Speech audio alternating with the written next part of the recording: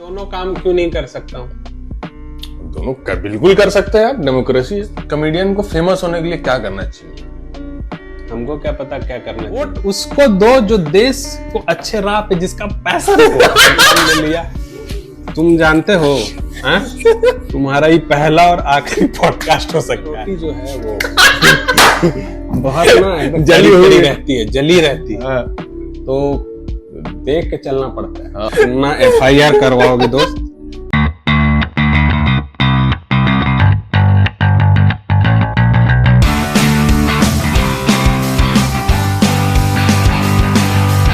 अच्छा, जैसे आपने बोला कि लोग कॉमेडियन को भी कॉमेडियन नहीं मान रहे, तो सोसाइटी में भी वो है क्या स्टीरियोटाइप कि लोग आपसे पूछते हैं क्या कर रहे हो, स्टैंड अप कर रहे हो और क्या कर रहे हो, तो इस और को कैसे टैकल कर सकते हैं? ये तो बिल्कुल सही सवाल पूछती है ना सोसाइटी। ये स्टैंड अप कॉमेडी कोई ऐसा मतलब कन्वेंशनल प्रोफेशन तो है नहीं कि एक एक कंपनी में 20-20 हजार इंजीनियर्स की जरूरत है। हाँ लाओ साला ट्रक में भर के TCS में इंजीनियर जा रहे हैं IT सेक्टर में काम करे।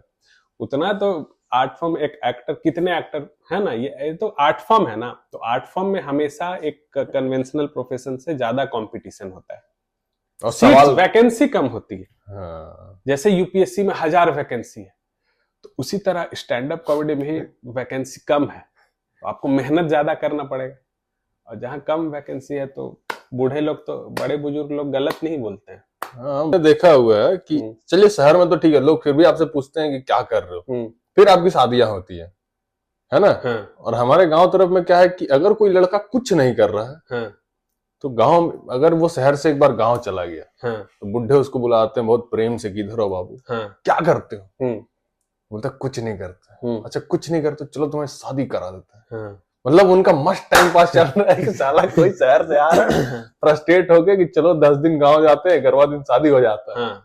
तो ये है, मतलब दोनों शहर और गांव का कल्चर थोड़ा थोड़ा यहाँ आप कुछ तो नहीं। वो लोग इसलिए करते हैं ना कि देखो तुम अकेले रहोगे, तुमको ना कमाने का टेंशन है ना खाने का टेंशन, कहीं भी खाए हगे। लेकिन क्या है, वो लोग जानबूझ के शादी करा देते हैं कि तू शादी करेगा, इसका बच्चा होगा, है ना, तो बच्चा को पालने के लिए तो एक कमाना का कोशिश करेगा ना, रिस्पॉन्सिबिलिटी आएगी, तो जानबूझ के तुमको जिम्मेदारियों के जंजाल में वो लोग बांधना चाहते हैं। हाँ। समझ रहे हो कि अब तो कमाएगा। हाँ। इसलिए मोदी जी इतना आगे क्यों निकल गए, योगी जी इतना आगे क्यों निकल गए? क्योंकि देश चलाना ज्यादा आसान है परिवार चलाने से। शादी हुई है? इसके बारे में फिर से तुम्हें बताना चाहता हूँ। मतलब आप इनडायरेक्टली बोलना चाहते हैं कि हम प्रधानमंत्री बनना चाहते हैं ना? नहीं, ऐसी बात नहीं। मतलब बनना तो चाहते हैं। मतलब देखो, बनना, आपका चेहरा भी थोड़ा सा योगी जी से मिलता जुलता है ना, थोड़ा सा योगी जी से। हाँ, तो बनना चाहते हैं, मतलब प्रधानमंत्री ने मुख्यमंत्री तक तो चलेगा, है कि नहीं? अबे मुखिया भी बन के कुछ छोटा मोटा नाली भी अगर हम बनवा दिए ना, अगर हम अपने गांव के लिए एक नाली भी बनवा दिए और वहां पे जो लिखा नहीं रहता है शिलापट में, हाँ, कि माननीय मुखिया द्वारा ये नाली का निर्माण, कम से कम 20-30 साल के लिए तो अमर हो जाएंगे। हाँ, छोटा मोटा तुमको चीज लग रहा है? तुम मर भी अगर गए, कल को मैं नशा वशा करके दारू पी के मर भी गया, मेरा वहां पे शिलापट में लिखा रहेगा कि मुखिया जी आशीष कुमार के द्वारा नाली का निर्माण कराया गया। मतलब कोई देखे ना देखे, गांव में जितने लोग वहां पेशाब करेंगे कम से कम देखेंगे मुखिया जी के नाम पे मुंह तो रहेगा। है ना? हाँ। कुछ नहीं, अरे मुखिया जी का नाम बड़ा सा आशीष कुमार, मुद्दे रहे खड़े हो। तो इसलिए हमेशा ना आदमी का ना एम्बिशन बड़ा होना चाहिए। हाँ। एम्बिशन बड़ा रखो। तुम PM नहीं बन पाए, CM बन जाओगे, CM नहीं बन, MLA मुखिया बन जाओ। अगर मुखिया भी नहीं बन पाए तो वार्ड एक होता है, किसी को नहीं मालूम होगा, वार्ड में बस तुमको पता है, तुम अगर 60-70 वोट तुम ले आए अपने पक्ष में, अपने मोहल्ला में, तुम वार्ड के सदस्य बन जाते हो। वो भी अपने आप में बहुत अचीवमेंट ही है, बड़ा, बहुत बड़ा अचीवमेंट है। मेरी चाची लड़ी थी, वो भी हार गई। वार्ड में ही हार गया, जबकि वार्ड में पूरा का हमारा ही खानदान था, सारे उस वार्ड में हमारे ही खानदान के लोग, वही लोग वोट नहीं दी। हाँ, और वार्ड में सैलरी बहुत ज्यादा है ना, 150 रुपया वार्ड में। हाँ, महीना। अरे तुमको पहले बोला ना कि पैशन पैसा लगा आदमी को, आपको समाज सेवा करना, समाज सेवा, पैसा कुछ मैटर नहीं, समाज सेवा करना है। हाँ, ठीक है, आप सोच ले कि हमको तो अब समाज सेवा करना है, ठीक है। हाँ, आप चल गए समाज में, हाँ, सैलरी आ रहा है, कोई मेरा पैसा है, पैसा 150 रुपया में साला दिहाड़ी। मेरा दोस्त है, युवा नेता है। हाँ, युवा नेता, मतलब इन नेताओं का तो कल्चर अब थोड़ा सा वो हो गया ना कि आजकल इंडिया में हर दूसरा आदमी युवा नेता है। हाँ? उसको पकड़ लीजिए, कुछ भी आप उसको बोलिए, थोड़ा भी लड़ाई हो जाए तो तुरंत मिला कि फलना को जानते हैं, फलना उसको नहीं जानता है। कौन एग्जिस्ट करते भी हो कि नहीं हो, है युवा नेताओं का तो बोलबाला है। अभी तो इलेक्शन भी चल रहा है, लेकिन युवा नेतागिरी के नाम पे बहुत से लड़के बहुत सारा क्राइम करते हैं। तो मैं इस प्लेटफॉर्म के माध्यम से बताना चाहता हूँ कि तुम लोग जो युवा नेता बोल के, हाँ, तुम लोग इधर उधर गलत हरकत करते हो, वो गलत मत करो। हाँ। कल मेरे साथ छेड़खानी हुई है शाम को। अच्छा, आपके साथ छेड़खानी? कह रहे थे कि हम लोग युवा नेता हैं। फिर तो हम फिर बोले कि भाई प्लीज हमको जाने दो। हम भी मुखिया बनना चाहते हैं, मुखिया में नहीं हो पाया, हम वार्ड का लड़ेंगे चुनाव, तो हम आप युवा नेता है, हम भी छोटा मोटा चुटपुटिया देता है, तो बहुत दिक्कत हो जाती है। चलिए, हम लोग अभी तो जान गए कि स्टैंड अप कॉमेडियन मतलब बनने के लिए क्या नहीं करना चाहिए, युवा नेता बनने के लिए क्या नहीं करना चाहिए। युवा नेताओं का मुझे सबसे खराब ये लगता है कि युवा नेताओं का एक ही एजेंडा रहता है कि उसको नीचा कैसे दिखाना है ना, और अपनी पार्टी को एकदम बड़ा कैसे दिखाना है। समाज सेवा पे आप ध्यान दीजिए, है ना, आप नाली वाली बनवाइए। आपका भले आप युवा नेता है, आपका वहां शिलापट पे नाम नहीं आएगा कि आपने बनवाया है, लेकिन आप शुरू में समाज सेवा शुरू कीजिए, नाली वाली बनवाइए, है ना, उधर कचरा उचरा कोई फेंक रहा है, वहां डस्टबिन वगैरह लगवा दीजिए गांव में। छोटा छोटा करके काम करना है, समझ रहे हैं कि ये नहीं युवा नेता है तो मुर्गा लेकर निकल के मुर्गा दारू का विधायक जी बोल रहे हैं, विधायक जी बोल रहे हैं, मुर्गा लेकर निकल गया, ये लोग पार्टी चल रहा है युवा नेतागिरी के नाम पे। एक वो मीम भी वायरल हुआ था ना कि वो फोन में नेताजी मैसेज करते हैं कि हाँ, बहुत वायरल चल रहा है। वो नेताजी विधायक जी मैसेज करते हैं कि थोड़ा जाओ बिट्टू, जो भी उनका बेटा का नाम है उसको स्कूल से लेके आओ। बिट्टू पूरा दौड़ा है कि नेताजी ने एकदम, और बिट्टू बोलते हुए भी जा रहा है कि मैं नेताजी का पेरेंट टीचर मीटिंग में ही देखता हूँ। थोड़ी देर बाद नेताजी नीचे मैसेज करते हैं कि जाओ बिट्टू, बेटे ने स्कूल में हक दिया, थोड़ा साफ वाफ कर। तो बताइए कोई आदमी वो बेचारा क्यों कर रहा है बिट्टू? क्योंकि उसका पैसन है। आदमी का पैसा तो कुछ भी कर ले, पैसा मिले ना मिले, अगर आदमी का पैसन है ना भाई कि नेता बनना, तो उस साला किसी का लैट्रिन भी बच्चा का साफ कर लेगा। नेता तो ये पैसन हर चीज में होना चाहिए। युवा नेता, कॉमेडियन, जो करना है पैसन, बस पैशन फॉलो करो, nothing else matters in life, है ना। और सबसे बड़ा बात कि ये कहीं पे डिफाइंड नहीं है, हाँ, कि कितने साल तक की उम्र तक आप युवा नेता में काउंट हो गए। अभी 5 साल पहले तक राहुल गांधी भी युवा नेता ही कहला रहे, अभी भी देश, अभी भी वो युवा नेता ही है। इसका कुछ है नहीं, इसका क्या है कि आदमी लुक पे जाता है, बाल उड़ गया, टकला हो गया, बूढ़ा जैसा दिख रहा है, तो नहीं आप वरिष्ठ नेता हो गए। ऐसा नहीं है। नहीं, 5 साल पहले तो मोदी जी भी युवा नेता थे ना, तभी तो अडवाणी जी पीछे चले गए।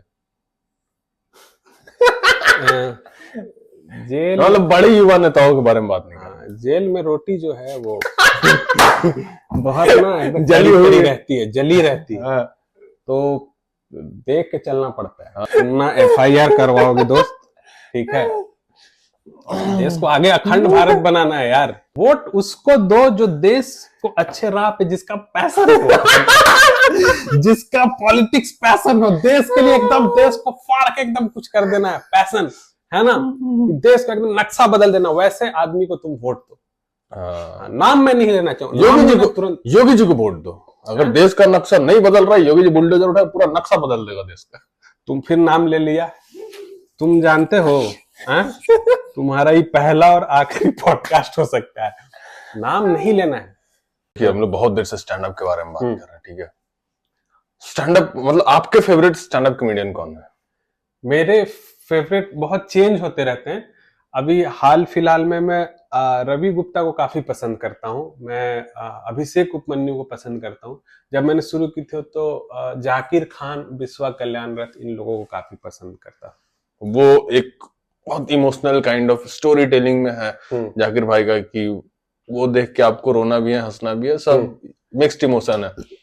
बस ये कॉलेज वाला है। हाँ। तो आपका क्या फोकस, आप किस चीज पे मेनली फोकस करते हैं? अपने जोक्स लिखते हैं तो आपका टॉपिक क्या रहता है, मतलब किस चीज पे फोकस करते हैं? मैं एक ऑब्जर्वेशनल कॉमिक हूँ, एक ऐसा आदमी जो कि चीजें ऑब्जर्व कर रहा है। जो ज्यादा आप रियल लाइफ में मुझसे मिलोगे, मैं ज्यादा ऐसे नए लोगों से बात नहीं करता हूँ। तो वैसा आदमी जो चुपचाप बैठा हुआ है कहीं कोने में, लेकिन वो 4 चीजें ऑब्जर्व करके जा रहा है यहाँ से। फिर वो 4 चीजें ऑब्जर्व करा, वो अपनी कहानी में, अपने चुटकुलों में डाल रहा है। तो मैं अपने आप को एक उस तरह का कॉमेडियन मतलब। तो मेनली आपका ऑब्जर्वेशनल कॉमेडी है, कोई टॉपिक वाला नहीं है कि आज कॉलेज पे जोक कर रहे थे, आज स्कूल पे जोक कर रहे थे। हाँ, काइंड ऑफ। हाँ, मैं सारी चीजों जो मेजॉरिटी में कॉमेडियंस करते हैं, ऑब्जर्वेशनल ही करते हैं। और वो तो क्या है, उम्र के हिसाब से ना आपकी आप जैसे जैसे आप जो चीज देख रहे हो अपने आसपास, उसी पे जोक लिखोगे ना। जो बंदा कॉलेज में है तो वो कॉलेज पे ज्यादा अच्छे जोक लिख लेगा। जो जॉब कर रहा है तो जॉब वाले ज्यादा अच्छे लिख लेगा। शादीशुदा अभी जिनकी नहीं हुई है तो वो लोग शादी पे ही लिख लेते हैं। अच्छा, ये रोस्ट कॉमेडी का क्या सीन है? मतलब मुझे तो आता नहीं, मैं ऑडियंस इंटरेक्शन नहीं करता हूँ। रोस्ट तो आप तो कभी कभी करते हैं, मैंने देखा है कि आप तो रोस्ट रील भी बनाते हैं, तो मुझे लगता है कि आप 90% टाइम रोस्ट ही करते हैं। हाँ, रोस्ट तो बहुत मजेदार चीज है। लेकिन रोस्ट का वही है कि ये चीज ध्यान में रखना पड़ता है कि आप रोस्ट करो इस तरह से कि उतना ऑफेंसिव भी ना हो और सबको मजा भी आए, कोई आपको थप्पड़ ना मारे, तब तक आप रोस्ट करते हैं। मतलब एक हल्का सा वो बाउंड्री लाइन वो हल्का मेंटेन करना पड़ता है, क्योंकि रिस्की हो जाता है ना। क्योंकि अभी एक रोस्ट शो हाल ही में मतलब आप लोग जानते हो। अच्छा, हाँ, उस बारे में तो मुझे बात करना था। तो अभी आशीष सोलंकी का एक रोस्ट शो चल रहा है हाल फिलहाल में। तो उसमें एक गेस्ट, बहुत सारे गेस्ट उनके आते रहते, तो एक गेस्ट आए थे, तो वो ऑफन मतलब उन्होंने कहा कि नहीं, ये मैं एक्सेप्ट नहीं करता हूँ ये सारे रोस्ट। जो आदमी पूरा दुनिया को रोस्ट कर रहा है बोलता है मैं जोक्स नहीं ले सकता, I am very very sorry. तो उन्होंने मना कर दिया, तो फिर वही है। तो एक ये है ना, एक चैलेंज भी है कि अभी भी इंडिया में है कि लोग जोक्स को सपोर्टिंगली नहीं लेते हैं। ठीक है, आप किसी पे जोक कर, उनको बुरा लग जाता है कि अरे तुमने मेरे बारे में ऐसा क्यों कर दिया। तो मुझे लगता है कि अगर काला को काला ना बोला जाए, गोरा को गोरा ना बोला जाए, ठीक है, आप काला को काला बोलते हैं, लोग बोलते हैं अरे यार तुम तो रेसिज्म कर रहे हो, है? लेकिन काला को काला नहीं बोले तो और क्या बोलेंगे?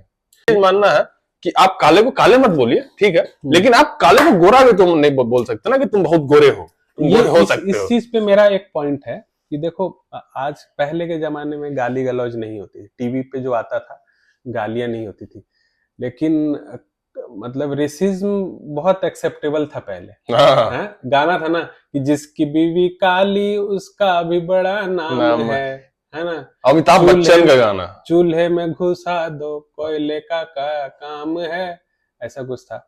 जिसकी बीवी मोटी उसका भी बड़ा नाम है, तो मतलब से लगा लो तकिए का, तो इस तरह का था। तो पहले उतना मतलब क्या बोलते, फैट शेमिंग या रेसिज्म पे उतना लोग सेंसिटिव नहीं थे। लेकिन आज जमाना थोड़ा बदल गया, आज लोग माधर चोद गाली एक्सेप्ट कर लेते हैं, भोसड़ी वाला बहन चोद गाली एक्सेप्ट कर लेते हैं लेकिन तुम काले हो ये एक्सेप्ट नहीं कर पाते हैं। कर तुम अगर काले हो तो तुम गोरे पे भी बोलते हैं कि तुम बहुत गोरे चिट्टे हो, अरे तुम वो बोलते तुम मुझे काला मतलब तुम्हें डार्क बोलो नहीं, लेकिन नहीं बोलना चाहिए, मतलब हमें प्रमोट नहीं कर रहे। इंडिया में जो आ रहा है ना सब यूएस, अब तो पैखाना का यूएस में रेसिज्म आ गया, इंडिया में भी आ गया, सब हम लोग यूएस से फॉलो करते हैं। पैखाना का सीट भी अंग्रेजी आ गया, अब तो पैखाना का सीट भी आ गया अंग्रेजी में। अब गांव में भी लग रहा है। सब बोलता है कि साला एक तो था कि कम से कम इत्मीनान से कहीं बैठते थे, तो वहां भी बैठ के हगना पड़ रहा है कुर्सी पे, समझ रहे हैं? तो उसमें बहुत हाइजीन मेंटेन करना पड़ता है। उसमें क्या है, तुम्हारा पैर रखे ये, उसमें कौन गंदा किया नहीं, इसमें क्या है कि तुम मान लो फिर भी मेंटेन करके आ गए, और तुम्हारे बाद जो गया वो पूरा भींगा उंगा के उधर से पूरा लगा, तो अब तुम उस पर कैसे बैठोगे यार, पूरा फिर तुम धोने लगोगे। तो ये हाइजीन का बहुत, ये जो वेस्टर्न कल्चर में मुझे लगता है कि मेंटेन नहीं हो पाता है। ट्रेन में डाल दिए, बताइए हाँ कोई भी आ रहा है, दिन में 100 लोग जाके हग रहे हैं, उस अच्छे से मिल कैसे वहां बैठ के करेगा? मुझे लगता है कि आज के जमाने में हर किसी को स्क्वाट जो बोलते हैं, हाँ हिंदी उसका एक्सपर्टाइज जो ऐसे करके जो नहीं करते, सिखाना चाहिए स्कूल वो में, हर किसी को बचपन से सिखाना हाँ, चाहिए। स्कूल में सिखाना चाहिए, क्योंकि हो सकता है कि कहीं आप जहाँ आपको नहीं मिले इंग्लिश हिंदी कुछ नहीं मिले, तो आपको खेत में जाना पड़ेगा लोटा लेके। हाँ, मैं तो ना वहां तो आप नहीं बना सकते ना उसको, इंग्लिश की 2 लकड़ी रख देते हैं बीच में बैठ जाते हैं, तो नहीं कर सकते आप। आपको तो सीखना होगा ना कैसे बैठना होता है। अभी तो लोगों को बैठना भी नहीं आता है ना, कि अगर छोड़ दिया जाए कहीं उनको ऐसा जगह जहाँ पे बाथरूम ना हो, तो आपको सरवाइव, वो गलत है। अरे बैठना भी नहीं आता। एक मेरा दोस्त है, वो वेस्टर्न वाला में इंडियन टाइप का बैठता है समझ रहे हो, पैर ऊपर करके पूरा बैठा हुआ था। बताइए, उतना ऊपर से, चूंकि देखो बहुत ऊपर से फॉल होने से बहुत छिटका भी पड़ता है, देयर इज कुछ साइंस है। चला वेस्टर्न वाला में इंडियन जैसा बैठ गया है, तो ठप ठप बहुत दिक्कत हो जाती है यार। टॉपिक हम लोग कहाँ देखे, स्टैंड अप से चालू किए थे, बीच में दहेज आ गया, बीच में युवा नेता आ गए, अभी पैखाना में बात कर रहे हैं हम क्या वर्जिन है? सवाल क्यों आ रहा है कि आप वर्जिन हैं कि वर्जिन नहीं? यही तो आज के देश के युवा की प्रॉब्लम है ना। सेक्स उक्स के पीछे पड़ा हुआ है, पैशन फॉलो कर ही नहीं रहा है कोई। पैशन फॉलो करना बहुत जरूरी है दोस्तों। अगर आप पैशन को अच्छी तरह से फॉलो कर रहे हो तो आप वर्जिन नहीं रह सकते। तो ये सारी जो मोह माया है कि कौन वर्जिन है, इसको सेक्स मिला नहीं मिला, तुम्हारी गर्लफ्रेंड है नहीं है ना, तुम इन सब चीजों से ऊपर उठ जाओगे। लेकिन अभी है ना, अभी एक चीज है ना कि बच्चों के, मतलब आप रील्स देखो, रील्स में चलो जो डांस कर रहा है मजा आ रहा है देख के, अगला डांस करता है। आजकल छोटे छोटे बच्चे जो 5th क्लास में होंगे, 6th क्लास में, वो लिपसिंग कर रहे हैं कि तूने मुझे ऐसे कैसे छोड़ दिया, बताइए। तुझे इंस्टाग्राम पे ये जो लोग ना, हर कोई ना बन गया अभी इन्फ्लुएंसर। खोलो, मैं इन्फ्लुएंसर, मेरे 20,000 फॉलोअर है, और उनके अकाउंट में जाके देखो तो बस गाना लगा के चल दे रहे हैं, बीच पे चल दे रहे हैं बस, है ना। कुछ तो क्रिएटिविटी होनी चाहिए ना। कुछ नहीं मिल रहा तो छत पे चल दे रहा हूं, उसमें चल देने वालों से ज्यादा मैं क्रेडिट देना चाहता हूँ जो लिपसिंग करते हैं, क्योंकि लिपसिंग में उनको मिलाना पड़ता है सिंग, एडिटिंग एक आर्ट फॉर्म है ना। थोड़ा भी खराब हो गया तो उसको, कि ऐसा नहीं, जैसे मैंने 2-3 वीडियो बनाई थी दोस्तों, लिपसिंग करने की कोशिश की, लेकिन मेरा क्या है कि मैं बोल कुछ और रहा हूँ, लिपसिंग में कुछ और हो रहा, पूरा ही सिंग गड़बड़ हो गया। और एक्टिंग स्किल भी रहता है, मुंह बनाना पड़ता है, जैसे जैसे तुम बोल रहे हो। तो लिपसिंग वाले अच्छे कलाकार हैं लिपसिंग वालों के लिए, लेकिन जो बस गाना लगा के चल दे रहे हैं ना, दे आर नॉट, समाज से हटा देना चाहिए उनको। इन्फ्लुएंसर्स। मेरा एक दोस्त है, बोल रहा आशीष, वो गाना लगा के चल देता, वो मुझे बोला कि आशीष DM me for paid collaboration and share on your story. लोग, हम तो देख रहे हैं, हम अपने घर वालों को दिखाए कि साला देखो मेरा दोस्त चल रहा है, बस मैं क्या करूं तुम्हारे साथ पेड कोलैब कर, गाना लगा के हम लोग चलेंगे। राहुल गांधी की भारत जोड़ो यात्रा थोड़ी चल रही है यार, चल रहे हैं 26 जनवरी की परेड चल रही है। इन कॉमेडियंस इतने अनफनी क्यों होते जा रहे हैं?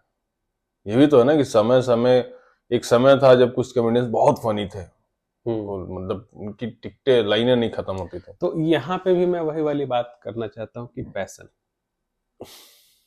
क्योंकि फनी अनफनी क्यों हो जाते हैं?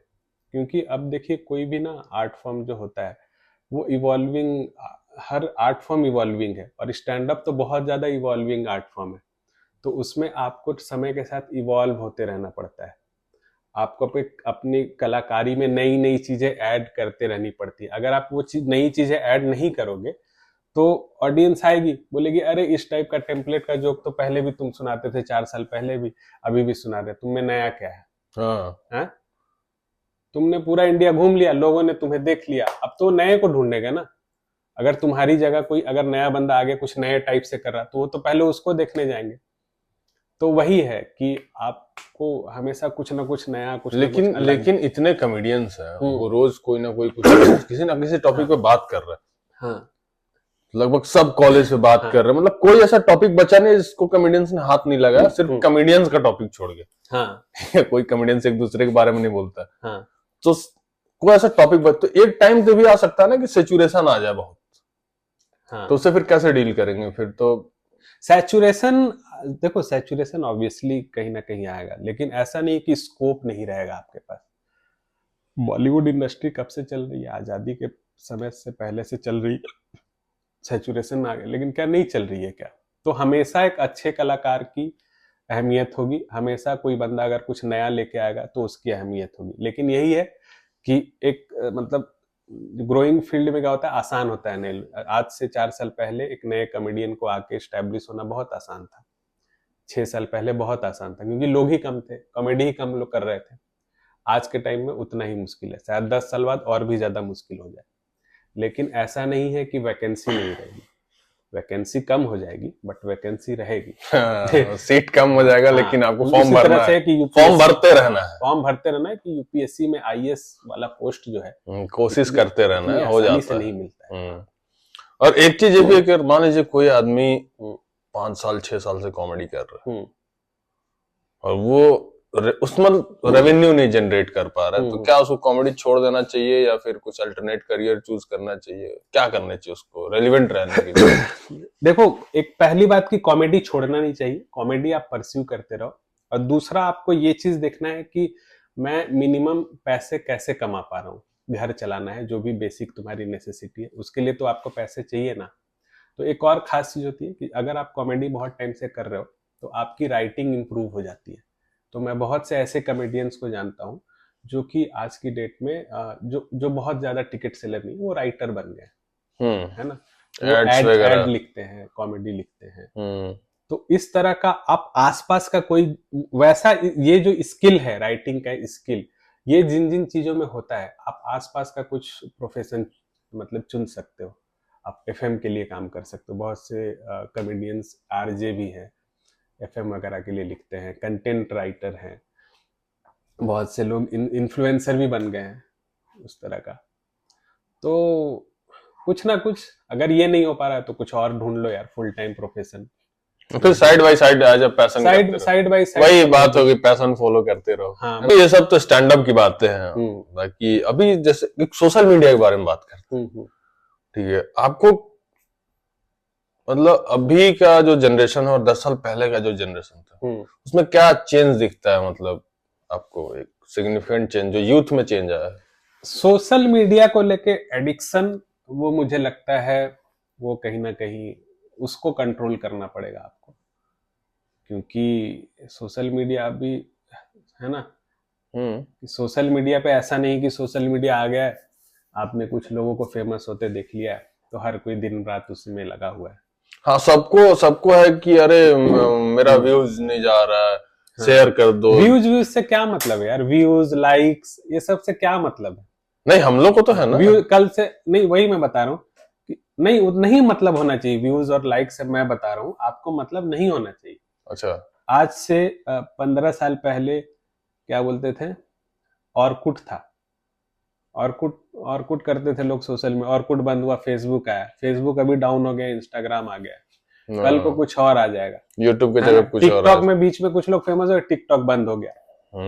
तो ये व्यूज लाइक्स तो चेंज हो जाएगा प्लेटफॉर्म, फिर कहाँ जाओगे? 70% जो यूथ है उसको ना डॉक्टर बनना है ना इंजीनियर बनना है, ठीक है, उसको बनना है इन्फ्लुएंसर। आप सोशल मीडिया उठा लो, आप बहुत सारे, कोई फूड ब्लॉगर बन रहा है, मतलब रीलें चल रही हैं बस। आप एक बार 8 बजे रील देखना चालू करो, कब रात काट बनता समझ में नहीं आता। और फूड ब्लॉगर्स का तो कुछ समझ में नहीं आता। आपको समझ में आता क्या फूड ब्लॉगिंग क्या होता है? फूड ब्लॉगिंग, मुझे तो लगता है फूड ब्लॉगर वैसे लोग हैं जिनको ना शादियों से भगा दिया गया। अच्छा, तुम्हारे पास इनविटेशन कार्ड नहीं था, तुम भागो, तो ये भूखे लोग ये फिर फूड ब्लॉगर बन के और रेस्टोरेंट में जाके फ्री का खाना खा रहे हैं कि नहीं हम फूड ब्लॉगर हैं, हमको कुछ खाना दे दीजिए, हम लोग उनका ना वीडियो बना के सोशल मीडिया पे डाल देंगे। मुझे लगता है कि ऐसे कुछ लोग फूड ब्लॉगर अभी बन गए, कुछ अच्छे फूड ब्लॉगर भी हैं। मतलब मैं इसके माध्यम से फूड ब्लॉगर्स को ऑफेंड नहीं करना चाहता। नहीं, मतलब मेरा मानना है कि फूड ब्लॉगिंग हमको समझ में नहीं आता पहले होता क्या है, ठीक है। मेरा खुद मानना है फूड ब्लॉगिंग क्यों एग्जिस्ट करता है।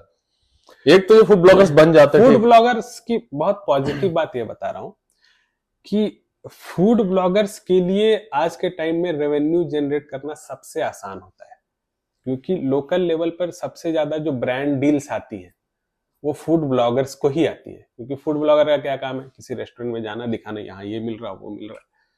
तो हमको लगता है ना ये लोग अंधा बहुत होता है, फूड ब्लॉगर सब बहुत अंधा होता है। ये लोग जाकर कौन खड़ा हो जाता है, कहता है मोबाइल निकाल क्या डाल रहे हो भैया, ये क्या डाल रहे हो, अच्छा वो क्या डाल रहे हो, रात में घर जाता होगा बीवी पूछती हुई क्या डाल रहे हो, है ना। तो हमको फंडामेंटली बहुत गलत लगता है। डालने से मुझे मैं एक चीज कहना चाहूंगा कि अगर आदमी का पैशन हो तो कौन सी चीज कहाँ क्या डाल रहा है वो आदमी को पता है ना। नहीं होना। फूड ब्लॉगर जो है बोलता है कि यहाँ का खाना बहुत अच्छा है, और वही देख के आदमी चला जाता है खाने, देखता है अरे तो खाना अच्छा नहीं, टट्टी है। हाँ वही बता रहे थे। नहीं वही ना बोल रहे हैं कि ये लोग दोनों का चूतिया काट दे रहा है ना, पब्लिक का भी चूतिया काट रहा है, रेस्टोरेंट वाला तो खुद कटवा रहा है, या आगे काट दो 5,000 ले लो, काट दो मेरा चूतिया, क्योंकि उसके बाद पब्लिक जा रहा है। ये लोग क्या किया, ये लोग दिखाया बढ़िया कि आप पिज्जा खाओ तो पाइनएप्पल है, बुर्राटा चीज है, समझे, बुर्राटा वहां गए मार्गरीटा सेक के दे दिया, समझ में नहीं आ रहा कि जला हुआ है कि आधा पका है कि केक है कि सैंडविच है, समझे में नहीं आ रहा। आदमी वहां देख रहा है कि भैया वो सब तो ठीक है, इसमें सॉस कहाँ है, तो कहता है उसके लिए 2 रुपया अलग से लगेगा। कुछ लोगों को तो पता ही नहीं होगा कि मैं ना बहुत गरीब, मतलब काफी गांव की ऑडियंस को कैटर करता हूँ। पिज्जा का होता है, अरे वो पाव रोटी नहीं होता है वही पिज्जा है, उसमें चीज डाल देते हैं, कहता कौन चीज डाल देते हैं, और लोग नहीं पता चीज क्या होता है। गाँव तक अभी नहीं पहुंच पाया बहुत। फूड ब्लॉगर लोग का भी सही है कि खाना वाना मिलते रहता है, वो लोग भूखे नहीं है कि हाँ भूखे नहीं मरेगा। फूड ब्लॉगर भूखे नहीं, स्टैंड अप कॉमेडी में भूखे मर जाएगा ना, हम लोग भूखे मर जाएंगे दोस्तों एक दिन, ठीक है। तो आप लोग थोड़ा देखिए, ध्यान दीजिए। हम तो पॉडकास्ट पे आ गए, आशीष जी का वीडियो देखते रहिए, ठीक है। बाकी फूड ब्लॉगर से हमें कोई ऐसा नहीं है कि कल को साला तुम लोग ट्विटर पर ट्रेंड चला देना कि ban comedians, same on you, ये सब नहीं चाहिए। और हम लोग को झांट फर्क नहीं पड़ता है, ठीक है। ये हम सीधा स्ट्रेट देख के बोल रहे हैं। इनको बस लाइक और फॉलो से फर्क पड़ता है। नहीं हमको खुन्नस है, हमको ना समझ में नहीं आता क्यों भाई। और मेन चीज वही ना, तुम फंडामेंटली गलत हो। फंडामेंटली ही ये लोग गलत हो गए, फंडामेंटली गलत है ना कि तुम कुछ करो, तुम उसका वो तल रहा है, तुम उसमें बोलो कि नहीं भैया छनौटा दीजिए हम तल देते हैं, ना तुम कुछ तो करो। तुम उसका हाथ भी नहीं बटा पा रहे, कुछ नहीं कर पा रहे हो, समझ रहे हो। वो बेचारा उसका तो 2 हाथ है, दोनों बिना ग्लव्स के कर भी रहा है, तो तुम यहाँ खड़ा हो, समझे, वो यहाँ खड़ा होकर बना रहा है, इधर बेचारा नमक का डब्बा रखा है, तुम नमक उठा के नहीं दे पा रहे, उसको घूम के आना पड़ रहा है कि नमक। तो इसलिए हमको तुम लोग कुछ करो भाई, मतलब जेन्युइनली कुछ करो। ही नहीं एक वो बाबा का ढाबा कौन फेमस कर दिया था, वो अभी वो रेस्टोरेंट खुलवा दिया ओकरा से। वो जिंदगी भर ये सोच रहा है कि साला तूफान आएगा कि पानी आएगा, कैसे बचेंगे, बोरी ताने की बोरा ताने की चट्टी ताने की चमकी खरीद के लाए व्हाइट वाला बाजार से। ये लोग साला ले के रेस्टोरेंट खुलवा दिया कि बाबा एकदम पूरा गूगल पे का अकाउंट दे दिया। समझ रहे हैं कि बाबा ये बाबा का ढाबा है, आप लोग इनको साहब कोई 5,000 कोई 10,000, हम भी 5 रुपए डाले थे अपने फाइनेंशियली हिसाब से, सबको ही डाला, ओकरा रेस्टोरेंट खुलवा दिया। अब बाबू वहां रेस्टोरेंट में था, झांट कोई नहीं। सब यही सोच रहा है कि साला लगता है आज मालिक छुट्टी पे क्या, स्टाफ पे बैठा के चल गया क्या काउंटर पे। तो फंडामेंटली गलत है तुम लोग। तो अब हम लोग आखिरी समय में पहुंच चुके हैं पॉडकास्ट के। तो अब आशीष से एक आखिरी सवाल है जो हम पूछना चाहेंगे कि एक कॉमेडियन को फेमस होने के लिए क्या करना चाहिए? हमको क्या पता क्या करना चाहिए, हाँ? हम खुद फेमस नहीं है यार, हम बस अपना पैशन फॉलो कर रहे हैं। नहीं, अभी तो किसी को देख के पैशन फॉलो कर रहे हैं ना। हाँ, तो उन्होंने क्या किया है जो आप करना चाहते हैं? तेरी बहन के साथ। चलिए गाइस, तो इसी के साथ हम लोग इस पॉडकास्ट को खत्म करते हैं। ये है आशीष, और ये अभी टूर कर रहे हैं, अपने शोज कर रहे हैं। तो एक बार आप लोग इनके इंस्टाग्राम पे जाके इनको फॉलो कर लो, ठीक है। वहां पे ये शोज के लिंक्स और अपडेट्स देते रहते हैं, बाकी आप लोग चैनल को फॉलो करो, सब्सक्राइब करो। और हाँ, एक चीज और, इस पॉडकास्ट को मैंने शुरू किया है और क्या है कि हमारा प्लान था पहले कि आशीष के साथ ही शुरू करने का, लेकिन ये रहते किसी और शहर में है, तो ये बीच बीच में आते रहेंगे हमारे पॉडकास्ट में एज ए पॉडकास्टर। ये हमारा पहला एपिसोड था और इसीलिए हमने पहला गेस्ट अपने पॉडकास्टर पे रखा है। सो आते रहेंगे। बाय।